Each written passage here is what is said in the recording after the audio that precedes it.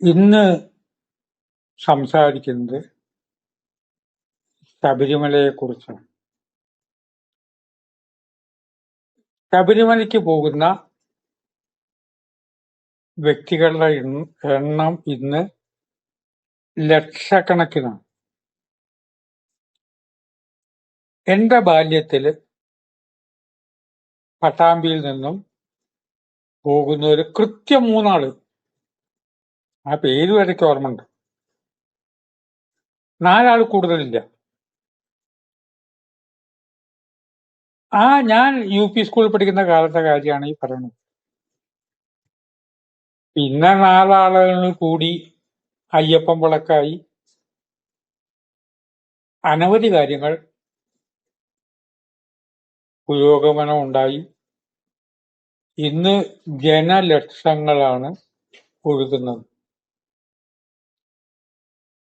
അപ്പൊ ഉണ്ടാവുന്ന ഒരു കാര്യം എന്താന്ന് വെച്ചാൽ, ആ ക്ഷേത്രത്തില് ഇത്ര പേരെ വരുള്ളൂ എന്നൊരു ധാരണ ആദ്യം ഉണ്ടാവുമല്ലോ. അതനുസരിച്ചായിരിക്കുമല്ലോ കെട്ടിടം പണി. മൂകാംബികയ്ക്ക് പരമാവധി ഒരു 12 ആള് ഇത്രേ ഉണ്ടാവുള്ളൂ, ഇത്രേ പ്രതീക്ഷിച്ചിട്ടുള്ളൂ. അധികവും ഓട്ടംതുള്ളക്കാരും ശാക്യന്മാരും കവികളൊക്കെയാണ് വന്നത്. വളരെ വർഷങ്ങൾക്ക് മുമ്പേ ഞാൻ പോകുമ്പോ നടക്കിൽ 3-4 ആളെ ഉണ്ടാവുള്ളൂ. ഒരു തവണ ഗുരുഗോപിനാഥ് എന്നോട് പറഞ്ഞു, എപ്പ നട തുറന്നാലും ഒരു മലയാളിയെങ്കിലും ഇവിടെ ഉണ്ടാവും. ഇന്നിപ്പോ ഒരു മലയാളിയാണോ? ആ 10-12 പേരെ ഉദ്ദേശിച്ചിട്ടുള്ളൂ എങ്കിലും ലക്ഷങ്ങൾ വന്നു തുടങ്ങി. ആദ്യമായിട്ട് മരത്തിന്റെ താഴെ ഒരു ബെഞ്ചുമേല് ചായ വിതരണം ചെയ്യുമ്പോ ഞാൻ വിചാരിച്ചു പുരോഗമിച്ചല്ലോ എന്ന്. കാരണം കാലിച്ചായ കിട്ടൽ തുടങ്ങിയല്ലോ. ഇപ്പൊ അവിടെ എത്ര ഫ്ലാറ്റുകളായി, എത്ര കെട്ടിടങ്ങളായി, എത്ര ടൂറിസ്റ്റുകളായി. ഇതേപോലെ സകല സ്ഥലത്തും, മൂകാംബികയാണെങ്കിലും ശബരിമലയാണെങ്കിലും എല്ലാ സ്ഥലത്തും ഇതേപോലെ ലക്ഷങ്ങളെന്നോ കോടികളോ വന്നുകൊണ്ടിരിക്കുമ്പോൾ ആദ്യം ക്ഷേത്രം നിർമ്മിച്ച ആ ഋഷി ഒരു പക്ഷെ ഇത്രയും പേരെ പ്രതീക്ഷിച്ചിട്ടുണ്ടാവില്ല. ഒരു സത്യമല്ലേ. ഞാൻ വീട് പണിയുമ്പോൾ ആദ്യത്തെ മരത്തിന്റെ വീട് പൊളിച്ച് വീട് പണിയുമ്പോ ഞാൻ എഴുതുന്ന മുറി, ആ മുറിയിൽ ഏറിയ 4 പേർക്ക് വന്നിരിക്കും. അധികം വല്ല ചടങ്ങിനും ക്ഷണിക്കാൻ വരുന്നവരായിരിക്കും. അതായത് 4. അല്ല 6 പേരുണ്ടെങ്കിലോ അപ്പൊ ആ സ്വീകരണ മുറി വേറെ ഉണ്ട്. അവിടെ 6 എന്നല്ല, ഒരു 10 ആൾക്ക് വരെ ഇരിക്കാനുള്ള സൗകര്യം ഉണ്ടാക്കി. ചിലപ്പോ സ്കൂൾ കുട്ടികളെയും കൊണ്ട് അധ്യാപകർ വരും, കുറെ കുട്ടികളും കൊണ്ട് സാംസ്കാരിക തീർത്ഥയാത്രമുണ്ട്. 50 കുട്ടിയും മാഷും ഉണ്ടായാലും കയറി വരുന്നോടത്തിൽ ഷെഡിൽ ഇരിക്കാനുള്ള കസേരയും സൗകര്യമുണ്ട്. പറഞ്ഞു വരുന്നത് 50,000 പേര് വരും നമ്മൾ വിചാരിക്കുമോ? പരമാവധി ഇത്രയല്ലേ. ഏതൊരാളെ സംബന്ധിച്ചിടത്തോളം 1.5 ലക്ഷം പേര് വീട്ടിലേക്ക് വരിക നമ്മൾ വിചാരിക്കില്ലല്ലോ. ഇത് നമ്മുടെ ദേവാലയങ്ങൾക്ക് വലിയ മാറ്റങ്ങൾ വരുത്തിക്കൊണ്ടിരിക്കുകയാണ്. ഈയിടെ ഗുരുവായൂർ ഒരു ചടങ്ങിന് പോയി. അപ്പൊ ദേവസ്വം പ്രസിഡന്റായിട്ട് കുറച്ച് ഞാൻ സംസാരിച്ചു. അപ്പൊ അദ്ദേഹം പറഞ്ഞു, പരമാവധി ആളുകൾക്ക് ബുദ്ധിമുട്ട് കുറച്ചുകൊണ്ട് കൂടുതൽ പേർക്ക് ദർശന സൗകര്യം എങ്ങനെ ഉണ്ടാക്കുന്നുള്ള കാര്യമാണ് ചിന്തിക്കുന്നത്. എല്ലാ ദേവസ്വവും അത് തന്നെയായിരിക്കും ചിന്തിക്കുന്നത്. തിരുപ്പതി പോലൊരു പർവ്വതത്തിന്റെ മുകളിൽ ഇത്ര ജനലക്ഷങ്ങൾ വരുമെന്ന് വിചാരിക്കും.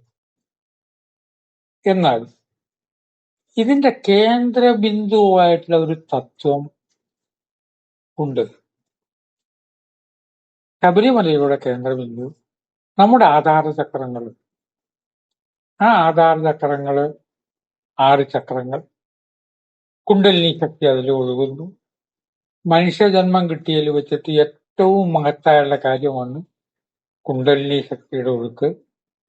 മൂലാധാരവും സ്വാധിഷ്ഠാനം കഴിഞ്ഞ് മണിപൂരക ചക്രമാണ് വിഷ്ണുവിന്റെ ആസ്ഥാനം. മണിപൂരകം വിഷ്ണുമായ അതിലും വലിയ സുന്ദരി ഇല്ല. സുന്ദരി എന്ന് പറയാൻ കാരണം വർത്തമാനകാലം ആണ്. അതാണ് അലങ്കാരപ്രിയനാണ് വിഷ്ണു. അവിടുത്തെ ദേവതയാണ് ഗുരുവായൂരപ്പൻ. ഗുരുവായൂർ എല്ലാ തമാശയാവാം, കൃഷ്ണനോ കൃഷ്ണൻ. കാരണം മണിപൂരക ചക്രമാണ്, അലങ്കാരപ്രിയനാണ്, വിഷ്ണു മായയാണ്. വിഷ്ണുമായ അതിസുന്ദരി എന്ന് പറഞ്ഞ അർത്ഥം വർത്തമാനകാലത്തെ ഈ ജീവിതത്തിന് എന്തോ ഒരു സുഖമുണ്ടല്ലോ, എന്തോ ഒരു സൗന്ദര്യം ഉണ്ടല്ലോ. എത്ര ബുദ്ധിമുട്ടുള്ളവരും ജീവിച്ചിരിക്കുമ്പോ ഒരു സുഖമുണ്ടല്ലോ. കയ്യിൽ കാശില്ല, വിചാരിച്ച പോലെ ആഹാരം കഴിക്കാൻ പറ്റുന്നില്ല, എന്നാലോ ഈ കണ്ട രോഗങ്ങളും പ്രയാസമൊക്കെ ഉണ്ടെങ്കിലും ജീവിച്ചിരിക്കുമ്പോ എന്തോ ഒരു സുഖം ഉണ്ട്. ഇതാണ് വിഷ്ണുമായ. കുണ്ടലിനി ശക്തി അവിടുന്ന് ഉയർത്തിക്ക് പോകണം.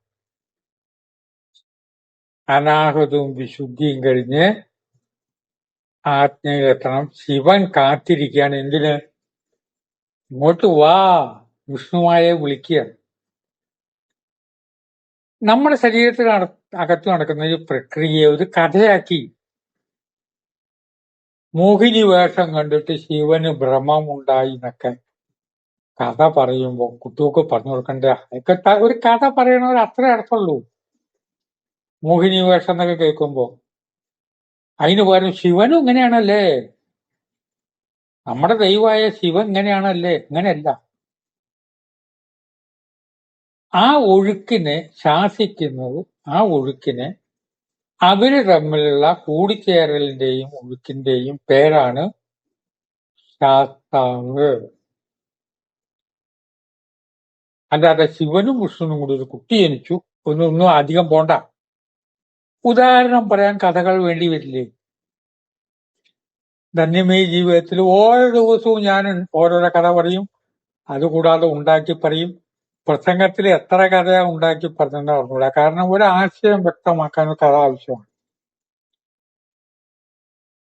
ശിവവിഷ്ണു ചൈതന്യങ്ങളുടെ കൂടിച്ചേരലാണ് ശാസ്താവ്. അതൊരു ഒഴുക്ക് ആണ്. ആ ഒഴുകുന്ന ശക്തി വിശേഷത്തെ ശാസ്താവ് എന്ന് വിളിക്കുമ്പോൾ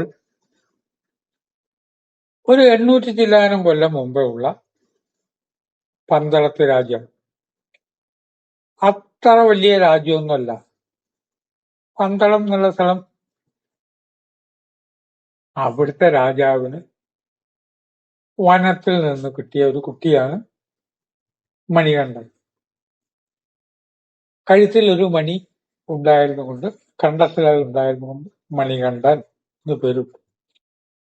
ആ പേരിനും അർത്ഥമുണ്ട്. അനാഹതം, വിശുദ്ധി, വിശുദ്ധി ചക്രം എന്ന് പറഞ്ഞാൽ ഇവിടെ എങ്ങനെയായിട്ടാണ് വരിക. മണികണ്ഠനാണ്, വിശുദ്ധിയിലെത്തിയ ആളാണ്.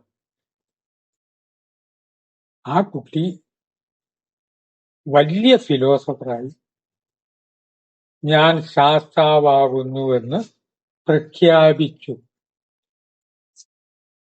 അവതാരങ്ങൾ പ്രഖ്യാപിക്കുകയാണ് ചെയ്യുക. ശാസ്താവും അയ്യപ്പനും ഒന്നല്ല, അതേസമയത്ത് ഒന്നാണ്. കൃഷ്ണനും വിഷ്ണുവും ഒന്നല്ല, പക്ഷെ രണ്ടും ഒന്നാണല്ലോ, അവതാരമാണല്ലോ. ഞാൻ അവതാരമാകുന്നു എന്ന് ഈ കുട്ടി പ്രഖ്യാപിച്ചു. ആ പ്രഖ്യാപിച്ച വ്യക്തിയെ മണികണ്ഠകുമാരൻ, നമ്മള് ആ ഇരിപ്പ് എന്ന പേര് യോഗപട്ടാസനം എന്ന്. മണികണ്ഠകുമാരന്റെ ഇരിപ്പ്. മണികണ്ഠൻ ശാസ്താവാണെന്ന് പറഞ്ഞാൽ തെറ്റില്ല. എന്നാൽ ശാസ്താവാണോ എന്ന് വെച്ചാൽ ശാസ്താവ് എന്ന് പറഞ്ഞാൽ ഇതല്ല. ഇത് നാം മനസ്സിലാക്കി ഈ തത്വത്തിലേക്ക് ഇറങ്ങുമ്പോൾ അനവധി കാര്യം അതിൽ നിന്നും പഠിക്കാനുണ്ട്. ഇന്ന് ശബരിമലയ്ക്ക് എല്ലാവരും പോയിക്കൊണ്ടിരിക്കുന്ന ഒരു കാലഘട്ടമാണ്. സ്ത്രീകൾ തന്നെ ഒരു പ്രായം കഴിഞ്ഞാൽ ശബരിമലയ്ക്ക് പോക്ക് തുടങ്ങി. എന്റെ ഭാര്യ ഇപ്പോൾ ഈ ഒരാഴ്ചക്കുള്ളിൽ ഏതൊക്കെയോ കൂട്ടുകാരികളുടെ കൂടെ ശബരിമലയ്ക്ക് പോകുന്ന കാര്യം പറയുന്നത് പറ്റി. പണ്ടത്തെ അപേക്ഷിച്ച് എത്രയോ പേര് ദേവാലയങ്ങൾ സന്ദർശിക്കുന്നുണ്ട്. സന്ദർശിക്കുമ്പോൾ അതിന്റെ അടിയിൽ ഉറച്ചു നിൽക്കുന്ന ആ തത്വസംഹിത കൂടി മനസ്സിലാക്കുമ്പോൾ കൂടുതൽ ഗുണം ചെയ്യും. ഈ കാര്യം ചിന്തിച്ച് വാക്കുകൾ ഉപസംഹരിക്കുന്നു. നമസ്കാരം.